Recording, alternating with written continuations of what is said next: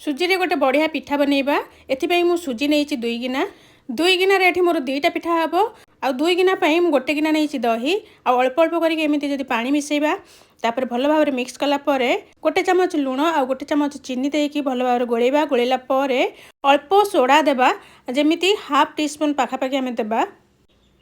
soda देला परे ताको भल भाव गोलेकी 10 मिनिट पाखापाखि आम रेस्ट रखिबा तापर जेकोसी गोटे बासन नेबा जेमिति स्टील बासन हेउ नले केक स्टैंड जदि थिबो सेथिरे भी हेई परिबो आ सेथिरे एटाको ऑयल ग्रीस करिकी ताको प्रथमे प्री हीट करिबा टिके गरम करिबा गरम कला परे तापर से बैटर को ढाली देबा आउ किछि समय परे 20 मिनिट पाखापाखि परे तापर चेक करिबा छुरी रे टिके चेक करिबा देखिबा सेटा जदि छुरीटा हमर क्लीन हेकी बाहरी जाउथबो ताले जानिबा कि ए पिठाटा बढ़िया से हेई जाईची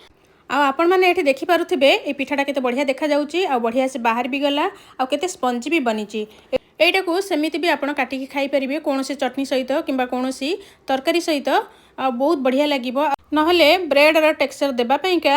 आमे जदी तावा रे एटा को टिके घियो देकी भाजी देउचंदी ताले पूरा ब्रेड बढ़िया लागिबो